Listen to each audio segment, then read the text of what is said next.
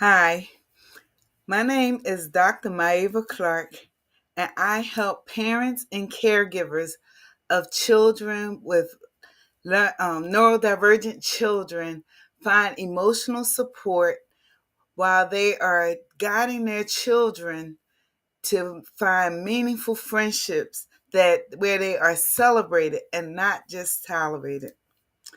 So today I'm going to talk to you about my journey and what it is that I do and how I get to do everything. And some people think it's easy, and I won't say that it's necessarily easy, but what I will say is that it took a lot of juggling and figuring out. And I'm going to tell you my process. So, first of all, this week, I have started sharing my fitness journey online. I have been into physical fitness and into like a healthy lifestyle for years. Probably started really aggressively in 2009. And I did a figure model contest in 2021, best shape of my life in September of 2021. And then in December of 2021, I had an emergency uh, surgery where my appendix was removed. 6 weeks later, I had a hernia repair. I was out of commission, couldn't exercise for 6 months. In that process, I gained 30 pounds, and it was very tough when I was able to, and I was sick for 10 months after that. When I say sick, I mean my GI system was messed up. I wasn't able to really eat the things that I normally would be able to eat to lose the weight. My body was rejecting it. I became under the care of a gastroenterologist, and it took a long time. All of that to say, I added about 30 pounds on, and it's been 3 years now. I've been working really, really hard. It's been really tough at times. It's been frustrating at times, trying to get the weight off and exercising, doing everything I knew to do, and it just wasn't working. Now I am in a position where, thank the Lord, it's working. What did I do to get it to start working? I did everything I did before and it didn't work. I really was thinking about doing what everybody's doing and getting the shot and everything. I said, no, I don't want to go that way. I believe I can do it. I wasn't sure if it was stress related because of all the busyness. I just wasn't sure. So let me tell you what I did. What I found that has been working for me now is making a decision. I realized that I can't come from an emotional state, because when you are emotional like I was, like, oh boy, I just want to get it off. I want to feel better. I want to look better. I want to do this. And it was coming from a place of emotion. I had the highs and lows with my emotion. And sometimes I was able to be successful, and other times I wasn't as successful. So when I decided with my mind to make the decision to do it, it has become easier. What do I mean by that? It's a mental decision. I choose not to eat this and I choose to eat that. Now I'm not tempted with the food like I was, and I'm being mindful, I'm being successful, and I'm seeing results. I just wanted to say that because I know a lot of people have ups and downs with their body, with their weight and everything. And before I get started, I wanted to share that in case it could help you. And I started sharing some of my workouts and things with people just to encourage you to you don't have to feel alone. So tonight I'm going to talk about how to create a life with unlimited possibilities, right? How do I do that? I am a wife. I am a mother. I am a full-time college professor and a program director at a university. I am a clinical instructor. I am an entrepreneur with, I have a business, Cason, Collaborative Advancement for Social and Emotional Needs with my son, where we help children with unique abilities, in particular, but all kids, um, be safe online. We go out and we uh, do public speaking to try to create safe environments for them, among other things. And I am an author. I currently have 6 books and a workbook out, and I am working on book number 7.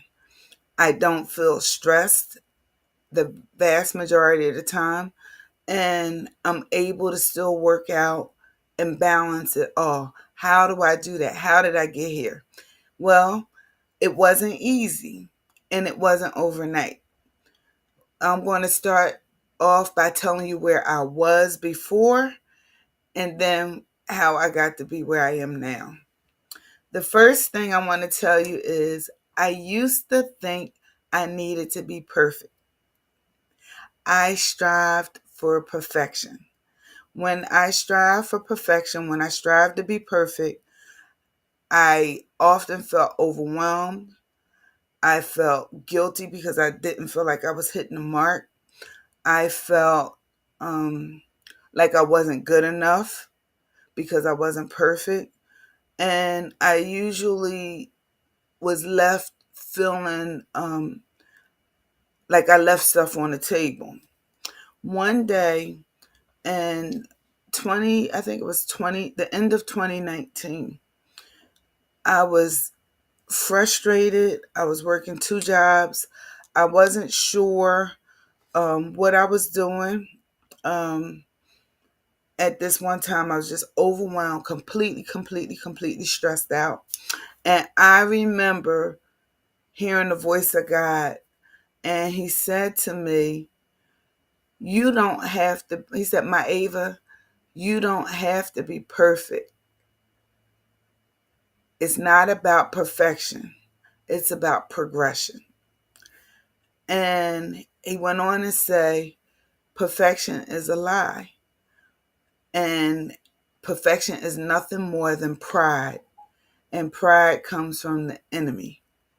And when I thought about that, I just cried because what he was saying to me was,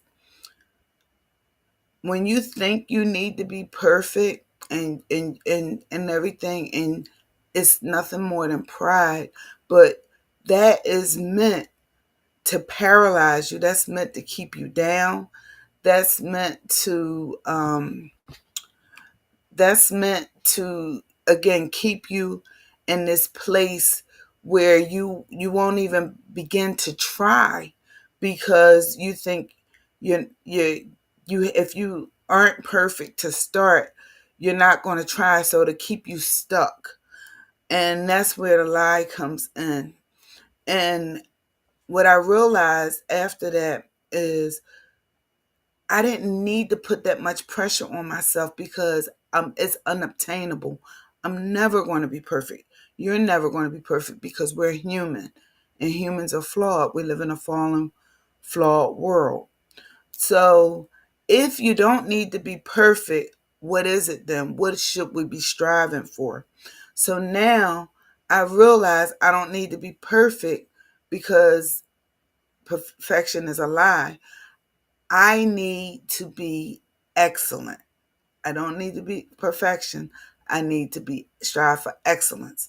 What's the difference between perfect and excellent? For me, perfect means you don't make mistakes. It means that you get it right all the time. Excellent to me means you do the very best that you can in any given situation. Do the very best that you can at any given time in any given situation. And that's what I strive for.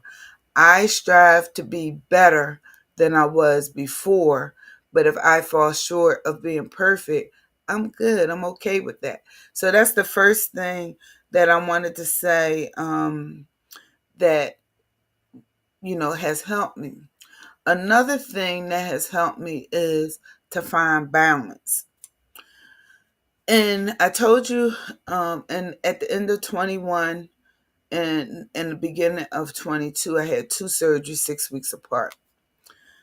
During that time, I lost one of my first cousin, who was my cousin Tony, and he was the caretaker of his mother, my Aunt Tina. Aunt Tina had dementia, and she couldn't take care of herself. So I became her caretaker while I was recovering from surgery. It was a lot on me. It was very stressful, and during that time, I went through emotional trauma, physical trauma, and mental trauma at the same time. And once I felt well enough to go back to work, I was still working. And remember, I told you my body was not cooperating and I just wasn't well.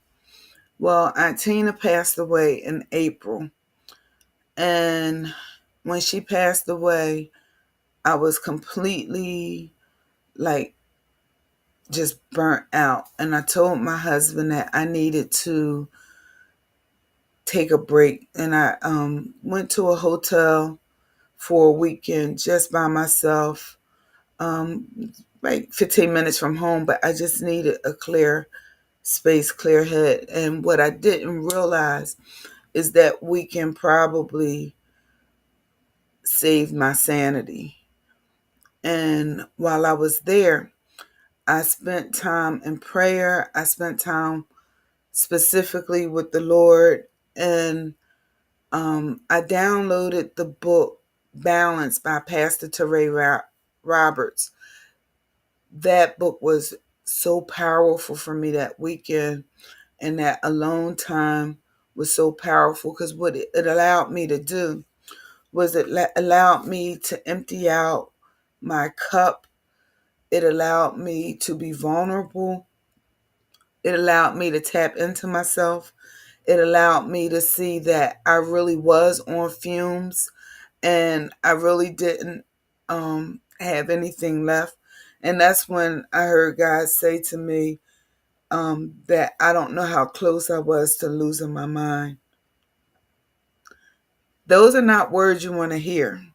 Those are not words that anyone wants to be so stressed and so thin that they're on the verge of losing their mind. However, I was grateful to have heard those words because I didn't lose my mind.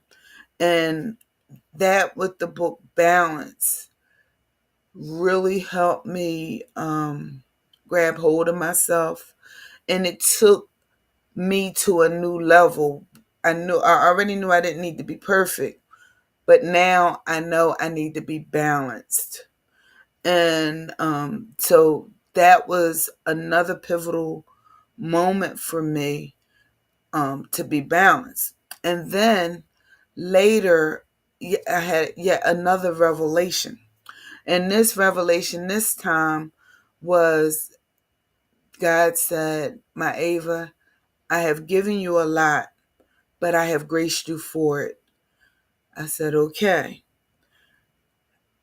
I have a lot on my plate, but God said He's graced me for it." So then I learned to say, okay, if God graced me for this, I only want to do what He's graced me for. And now I've learned to move at the pace of grace. What does that mean? It means I wake up in the morning and I say, God, thank you for another day. What am I graced for today? I already told you I am a college professor. I'm a clinical instructor. I'm a wife, a mother, a daughter, because I attend to my parents as needed. And I'm an entrepreneur and an author. what that means is every day, and I'm taking care of my body. I'm into my physical fitness, right? I can't sacrifice that because that's a part of balance. So every day looks different. What I've learned is I set goals for the week. What are my 3 overarching goals? What do I need to accomplish this week? Then every day I pick out what I need to do that day to accomplish that bigger goal for the week. And so some days, the majority of my time is spent just focusing on um, my classes because I have to do grading. I have to do um, put my syllabus together. I have to do course stuff. So that's the weight of the day in my mental space. And then I plug in the other stuff as needed. Another day, maybe I'll take an hour or two and I write. That becomes my attention. I get up before work and I'll write or something. So my point to you is whatever it is you want to do, see what God has graced you to do. And what something else my Aunt Debbie taught me one time, and all of this was in phases and steps, so it didn't happen overnight for me. But Aunt Deb said to me one time, "My Ava, when you do something, evaluate the cost." She says, when for her, she always says, "At what cost to my peace?" And I've adopted that as well. So when people ask me for different things or new tasks, if I can take them on, I evaluate the cost. And I think, at what cost to my peace? How much will this cost me to do that for them? And if it costs too much, I say no. And sometimes it may not be a permanent no. What it could be is, no, not right now. Today, this is going to cost too much of my mental capacity, but tomorrow I might be able to do it and fit it in, or the next day. So I don't just turn people necessarily away, or I don't just say I'm not going to do it. I evaluate what's the best scenario for me. Another thing that I've learned, and you hear people, if you've grown up in the church, you hear people say, God knows your heart. And what I used to interpret that as is he knows inside of me what I'm thinking, what I'm feeling, and if what my intentions are. And I believe that's true. But I do believe it goes beyond that. I do believe it's deeper than that. What I believe it is, in addition to that, is he knows how much my physical heart can take. So he's not going to give me more than my body is going to be able to sustain. So if you want to do these things for God, you want to run around and do these church works, you want to do these, be on these committees and things, and then your body, your physical body is out of shape, or you're not able to sustain because you're physically not well, God is not going to be able to give you more. You may be praying, Lord, give me more and give me more. I want to do this, or I want to be over this ministry, or I want to do that. And you don't get it, and you're frustrated, and you wonder why he's not giving it to you, but you're out of shape. You can't even walk around the block. You're one cookie or donut away from a heart attack, or you're one hoagie away from your blood pressure going up from the processed meat, and having a stroke, and he can't give you more because you can't handle it. That's not good. That's not good. So you have to be whole, mind, body, and spirit. We must take care of ourselves. I just gave you some examples as to how I get to do all that I do. But it all boils down to being whole mind, body, and spirit. We must balance ourselves to really be in alignment with our purpose in life. How can you take care of your children if you don't take care of yourself? So now we're going into caregiving and being a parent. When you are a parent or a caregiver, in particularly the average mother, we give of ourselves, we give to our husbands, we give to our children, we give to our jobs, we give to everybody before we give to ourselves. And I lived there for many, many, many years. And what I found is I only had crumbs left for me, or I only had fumes because I was burnt out. That is not a good place to live. Emotional burnout is horrible, and I lived it for a very long time. And when you are in that state, you tend to show up grumpy. You tend to show up frustrated more easily, snapping at the children, snapping at your spouse and those around you.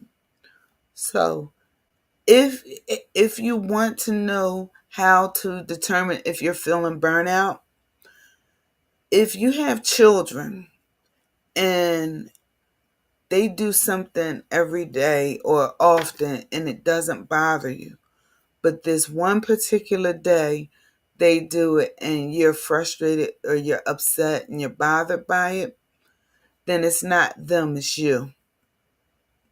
It's not them, it's you. So what do?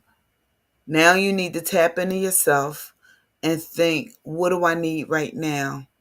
What do I need that can help me emotionally reset and to tap back into being able to connect with those around me? And it may look different from moment to moment. Sometimes it might be like I used to say to my children, Mommy needs a timeout. And I tell them, it's not you, it's me. And give me 10 minutes and I would go in my room, shut the door, lay down, do whatever for 10 minutes or so, get my mind together, and then come back out. It could be that you need a longer than usual shower. Go in the bathroom, take a shower, stay in there a little bit longer to get yourself together. You might need a bath. You might need to light a candle. You might need to read a book. You might need to watch TV. Only you know what you need at that moment, and it may look different from moment to moment. But take that time. Be true to yourself. Remember, self-care is not selfish. Self-care is necessary. If you don't take time for yourself, you're doing the people around you a disservice because they're not getting the best version of you. We want them to have the best version of us. Okay, we want to show up and give them our best. And if you're not your best, you're no good to you or to anyone else, or you're not as much good as you could be. Okay? So I did write a chapter in the book. The book is called Revamp Your Life. I don't know if you can see, I don't know if you can see that. Revamp Your Life. And my chapter in this book is called Creating a Life of Endless Possibilities. It's possible. So I'm going to just read one section with you. It's called, the question was, what are 3 tips that you want to share with the reader to revamp? Tip 1, find your passion and set smart goals. SMART stands for specific, measurable, achievable, relevant, and time bound. This fundamental step involves discovering what truly ignites your enthusiasm and then charting a clear course towards achieving it. Begin by introspectively identifying your passions, those activities or goals that genuinely excite and motivate you. Once you've recognized your passion, it's time to set SMART goals. This framework ensures that your goals are well defined, quantifiable, realistic, relevant to your aspirations, and set within a time frame. For instance, when my son and I decided to create our app, we started by researching and learning how to build it through a third-party company. This initial step was similar to creating a blueprint for a grand architectural project. As we achieved success with our first app, our version expanded, necessitating the engagement of professional app developers to fulfill our growing needs. And I'll just give you the other two tips. Um, Tip 2: identify and confront limiting beliefs. Many of us harbor limiting beliefs that act as roadblocks on our path to success.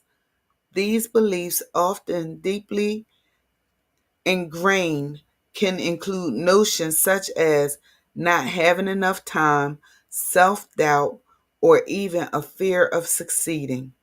Recognizing these beliefs is the first step to overcoming them.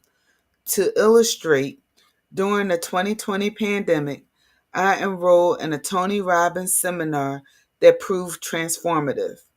Through introspection and guidance, I unearthed and dismissed my limiting beliefs. I confronted the idea that I lacked the time needed for my pursuits, realizing that individuals like Oprah Winfrey and Steve Harvey managed to accomplish remarkable feats within the same 24-hour day I had. This revelation empowered me to restructure and reprioritize my daily activities, making room for endeavors that truly mattered. And tip 3: prioritize, organize, and compartmentalize. To effectively pursue your goals, it's crucial to prioritize what truly matters in your life. Start by identifying the 3 most crucial needle moving tasks for your week. These are the activities that will propel you towards your overarching objectives. Next, break down these weekly priorities into daily tasks that directly contribute to your weekly goals. This approach not only boosts productivity but also minimizes feelings or guilt of or wasting time. Organizing your day around these priorities and compartmentalizing your tasks ensures you allocate sufficient attention and energy to each endeavor. And so, if you want to hear the rest of it and read more, you can go to the comments, and there will be a link that will get you to the books. And that's it for tonight. I hope you were able to get something out of it. And once I log off, I'll look at the comments and address anybody. I can't see them right now. But again, my name is Dr. Maeva Clark, and I help parents and caregivers of neurodivergent children find emotional support without burnout while they are guiding their children to find meaningful friendships where they are celebrated and not just tolerated. Thank you, and until the next time, stay safe, and I'll see you later. Bye.